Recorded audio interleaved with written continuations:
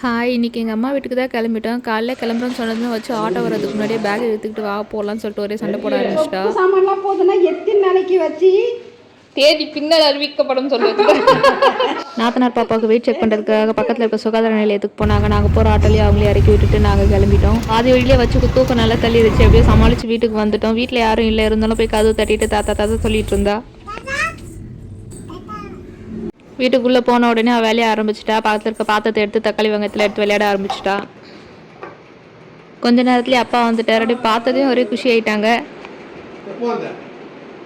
லஞ்சுக்கு மட்டன் குழம்பு மார்னிங் வச்சு சொரக்காய் கூட்டு இருந்தது. அதை சாப்பிட்டு முடிச்சதும் வச்சு வெளியில் அந்த பூனை கூட போய் விளையாட ஆரம்பிச்சிட்டா. எங்கள் வீட்டில் வீட்டுக்குள்ளேயே இருந்து பழகிட்டா. அந்த மாதிரி பூனையெல்லாம் பழகுற சான்ஸ் கிடைக்கல. அவள் இங்கே வந்து பூனையை பார்த்ததுமே கேட்டு பூனைன்னு கத்தி ரொம்ப எக்ஸைட் ஆகிட்டா. அப்புறம் ஈவினிங் ஸ்நாக்ஸ்க்கு அப்பா பஜ்ஜி போண்டா வடன் எல்லாம் வாங்கிட்டு இருந்தாங்க. சாப்பிட்டுட்டே இருக்கும்போது அவங்க மாமாவும் வேலையிலேருந்து வந்தால் அவங்க கூட கொஞ்ச நேரம் விளையாடிட்டு அப்புறம் டின்னர் முடிச்சுட்டு இன்னைய டே முடிச்சாச்சு.